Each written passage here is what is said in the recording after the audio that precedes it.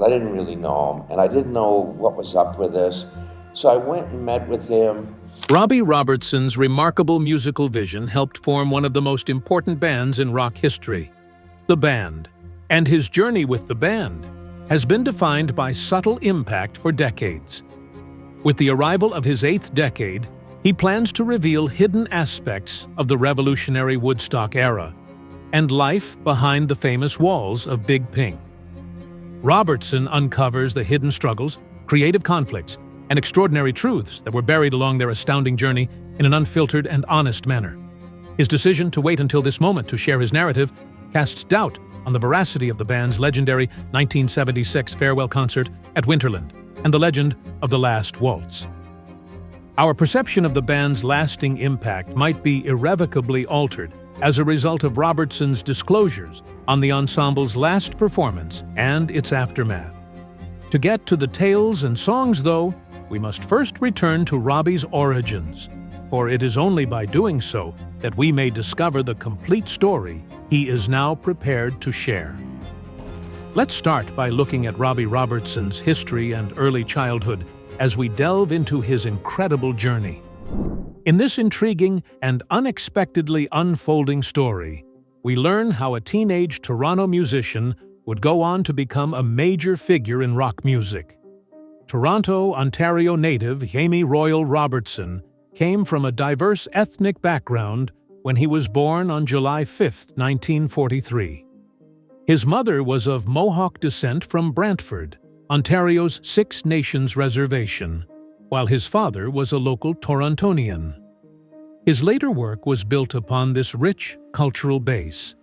Robertson's musical upbringing was influenced by his summers spent on the Six Nations reservation, where he learned guitar from family. These formative musical encounters were pivotal in determining the trajectory of his professional life. A number of bands, such as Little Caesar and the Consuls, Robbie and the Robots, Robbie and the Rhythm Chords, and Thumper and the Trombones, included him while he was a teenager performing in Toronto's thriving music scene. When Ronnie Hawkins included 2 of his songs, Hey Bo Diddley and Someone Like You, on his Mr. Dynamo album, it was clear that he had talent as a songwriter. When Robertson became lead guitarist with Ronnie Hawkins and the Hawks, his career took off. With Levon Helm, Rick Danko, Richard Manuel, and Garth Hudson as members, the band set off on a lengthy tour of North America. Chuck Berry, Carl Perkins, and Jackie Wilson were among the legendary performers of the era with whom they frequently shared the spotlight. Particularly in his covers of Who Do You Love and Come Love, Robertson added a new depth to rock music with his unique blues-infused guitar sound, which had a profound impact on his contemporaries. The band's fortunes changed drastically when Bob Dylan asked them to accompany him on his legendary Electric Tour. The other Hawks were invited after 2 gigs, with Robertson receiving the original invitation.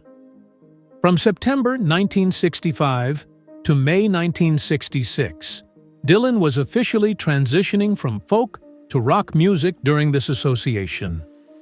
The band continued to develop as they stopped performing as Hawkins's backing band and started going by the name The Band.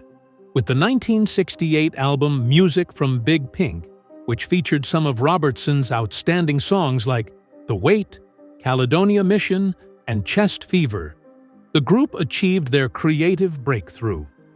The album was highly regarded by other musicians, including Eric Clapton, the Rolling Stones, and the Beatles, for its groundbreaking roots music sound.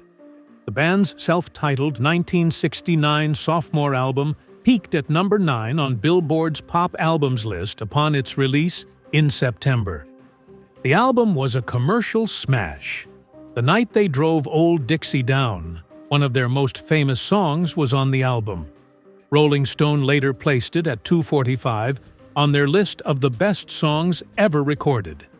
In 2003, Rolling Stone magazine released an exhaustive list of the 500 best albums of all time, and this album came in at number 45. Stage Fright, their third studio album, peaked at number 5 on the pop album charts maintained by Billboard upon its release in the summer of 1970. Title track The Shape I'm In and other songs on the album demonstrated Robertson's songwriting abilities. The band's impact went beyond their albums. They became the first North American musical group to grace the cover of Time magazine, further solidifying their place as cultural icons. When Robertson ventured into cinema, he did it with an artistic vision that extended beyond music. He created and produced the musical score for Carney, 1980, which featured Gary Busey and Jodie Foster, and it was also his acting debut. His creative partnership with Martin Scorsese, which began with Raging Bull, 1980, as a music producer, would go on to create a slew of critically acclaimed film compositions. Robertson reached a turning point in his career at the band's final performance, which Martin Scorsese captured in The Last Waltz. An incredible roster of special guests graced the Thanksgiving Day, November 25, 1976 performance at San Francisco's Winterland Ballroom. Among them were Paul Butterfield, Eric Clapton, Neil Diamond, Bob Dylan, Emmylou Harris, Ronnie Hawkins, Dr. John, Joni Mitchell, Van Morrison, Ringo Starr, Muddy Waters, Ronnie Wood, and Neil Young. Robertson's 1987 self-titled debut album, which he co-produced with Daniel Lanois, catapulted his solo career to new heights. Hit songs like Showdown at Big Sky and Somewhere Down the Crazy River were written and performed by him, and the album was nominated for a Grammy in 1988 for Best Male Rock Vocal Performance. In 1989, it won a Juno Award for Album of the Year. The album's content was greatly impacted by his Haudenosaunee heritage. An ever-increasing preoccupation with his homeland showed in his latter works. Robertson won a Juno for Best Producer for his work on music for the Native Americans, a soundtrack he co-created with Native musicians Cashton and others for a public broadcasting service program. The album sold more than 75,000 copies in Canada. In 1999, he won a Native American Music Award and a Juno Award for his sophomore album Contact from the Underworld of Red Boy, which helped elevate indigenous music to the mainstream. Joan Baez, Aretha Franklin, Eric Clapton, Diana Ross and the Supremes, and countless more famous musicians have covered Robertson's songs throughout his career. Nominations for 5 Grammys and 5 Junos, as well as induction into the Canadian Songwriters Hall of Fame and the Canadian Walk of Fame, an officer's appointment to the Order of Canada, and several Lifetime Achievement Awards, including the Governor-General's Performing Arts Award, were among the many accolades bestowed upon him for his contributions. Despite his untimely demise in Los Angeles, California, on August 9, 2023, Robertson will go down in history as a pivotal player in rock music. Singers and musicians still draw inspiration from his groundbreaking ability to combine indigenous, roots, Southern, and Canadian sounds. He had a significant impact on rock music through his solo work and with the band, and his subsequent work in indigenous music popularized Native American musical traditions throughout the globe. Robertson was about to revolutionize rock music when destiny intervened on a fateful night in Toronto, sparking the unlikely meeting that would eventually lead to the formation of the band. The journey that Robbie Robertson would later call the band started in the summer of 1959, as Robertson himself has stated. Robbie recalled that the first time Ronnie Hawkins saw him and his band, the Rhythm Chords, they were performing at Toronto's Chum Radio's Hi-Fi Club. As a result of his admiration, Hawkins sat in on a few of their tunes and eventually asked Robertson to join his band, the Hawks. Before picking up the guitar, Robertson was a bass player, according to him. Joining what turned out to be something more than just another rock and roll band was completely unknown to him at the time. He boasted that the Hawks, who would later become his musical brothers, were already a fantastic outfit. From Toronto to Arkansas, they played everywhere they could, and were known as the greatest bar band in the world.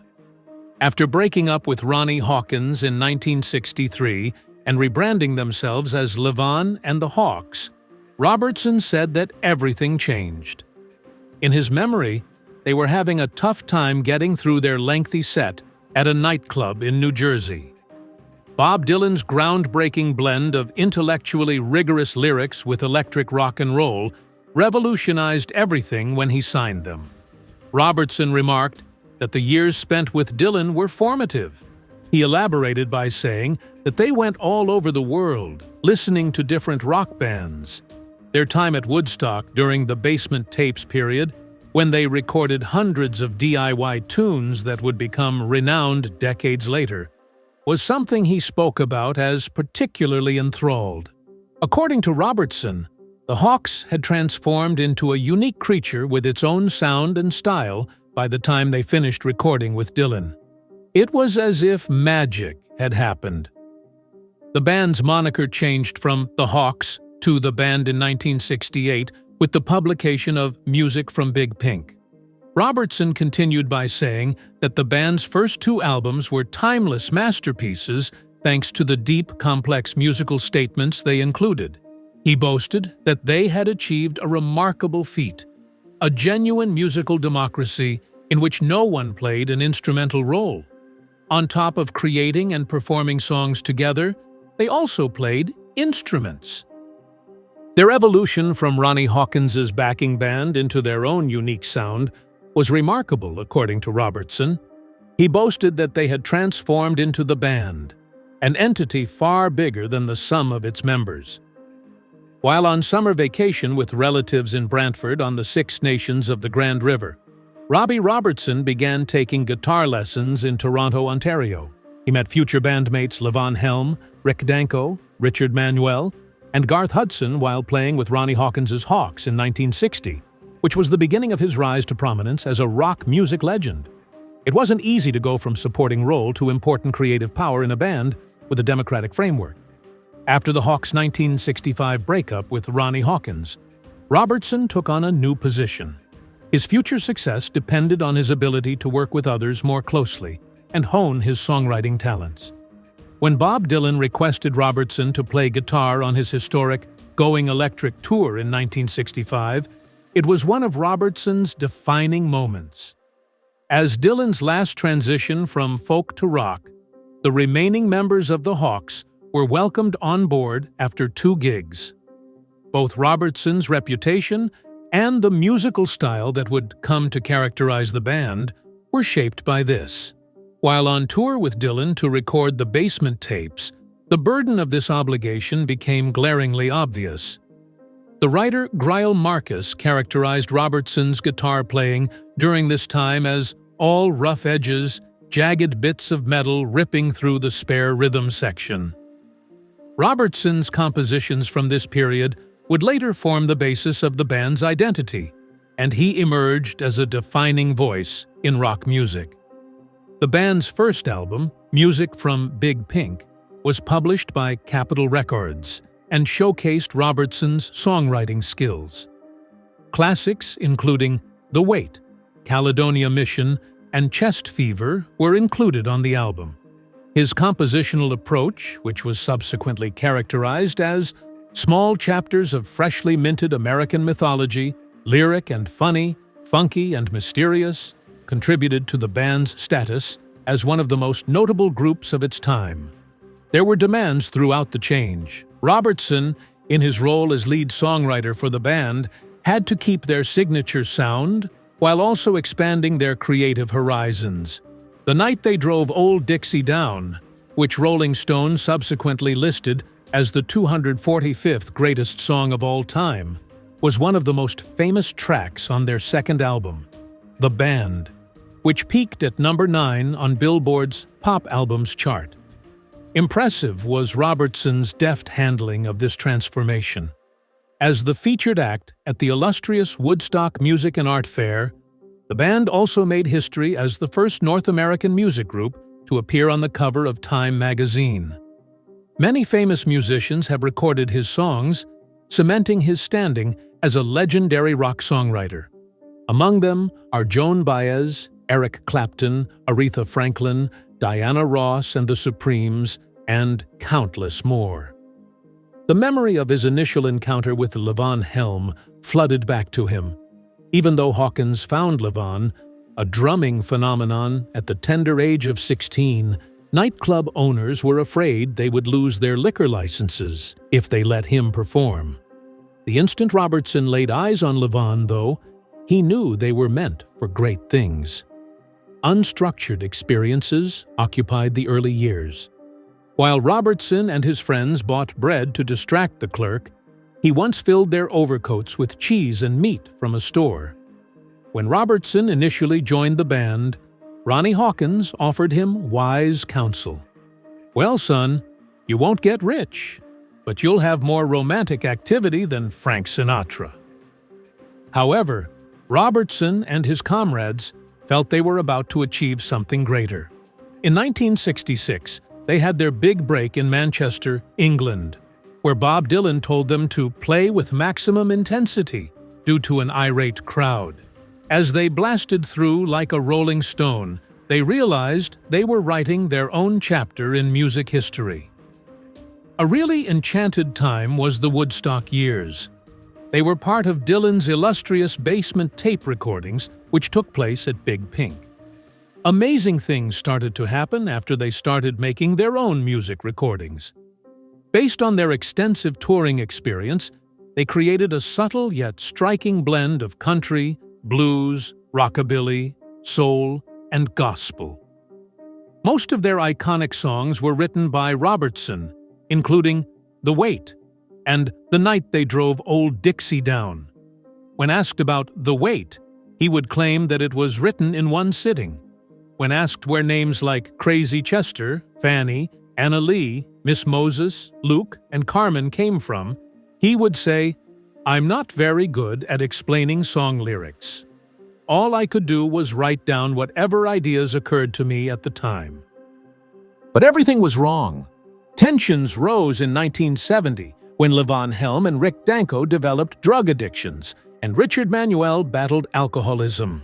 Robertson stayed clean and acted as caregiver and organizer.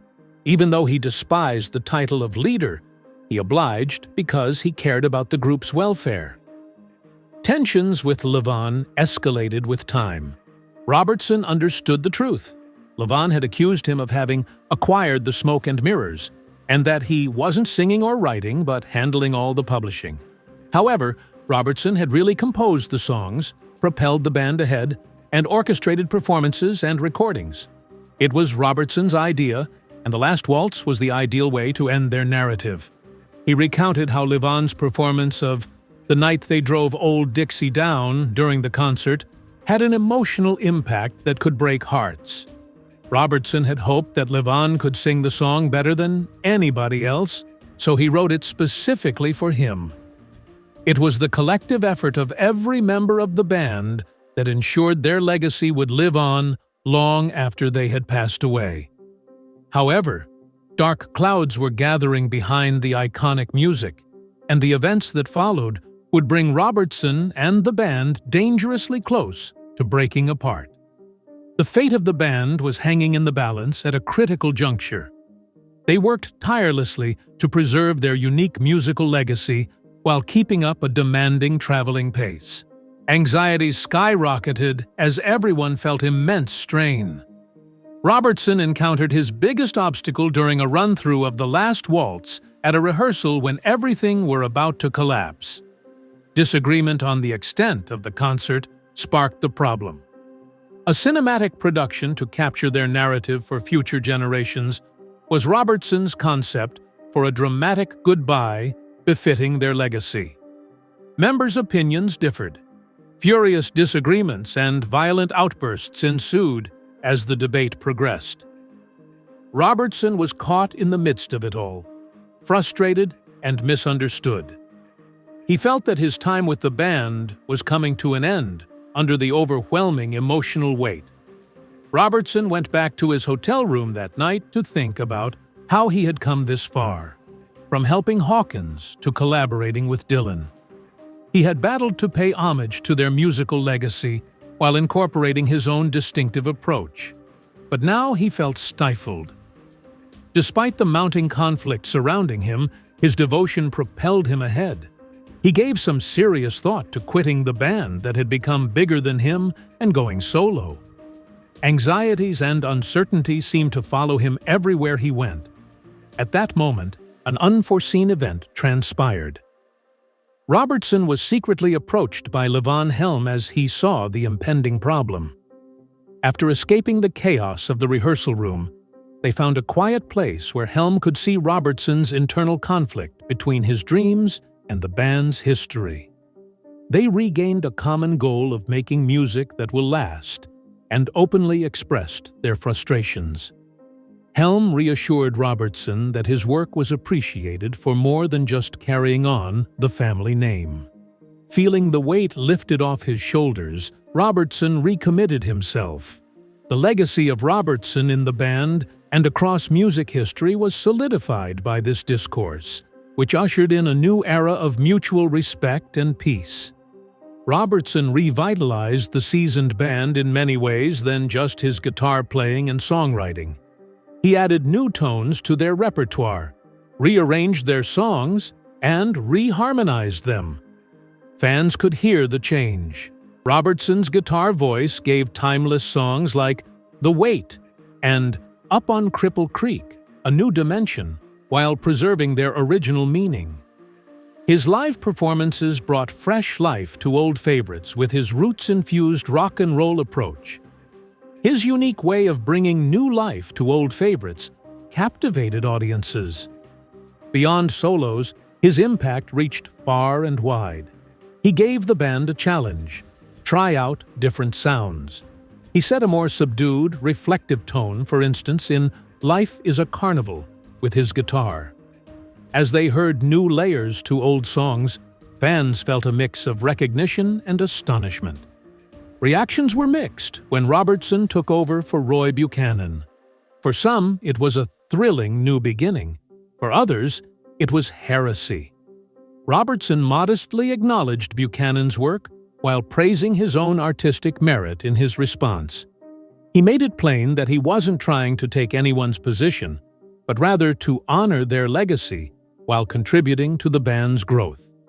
His honest admission of early self-doubt about joining Dylan's band demonstrated a deeper sensitivity, which won over even his most skeptical admirers.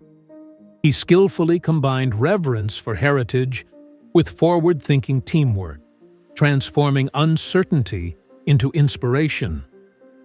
On the Six Nations reservation, Robbie Robertson's mother kept traditional traditions and customs, and that is where Robbie's professional career began. Hawkins, who was 16 years old at the time, saw him perform with the Suedes and was in awe of his skill. Although Helm could play it better than anybody, Hawkins brought him to the Brill Building in New York because he didn't think much about composing. Robertson went on to become known as a mathematical guitar genius for his ability to harmonize structure with improvisation, and he was Dylan's guitarist during the electrified tour of 1965-1966. Returning to Woodstock to record their seminal debut and sophomore albums, the band moved on from the tumultuous Dylan tour. Robertson took on the necessary roles of organizer and caregiver, which led to tensions down the road. Helm and Robertson had a complicated connection. They shared their own alphabet, their own clock, and their own DNA. Despite potential conflicts in the future, Robertson sat at Helm's side throughout his last days, amazed by the extraordinary adventure they had taken together. The film devoted to Robbie Robertson's life and work has now concluded. We hope you have liked it. Make use of the space provided here to express your opinions. Stay tuned for the next one.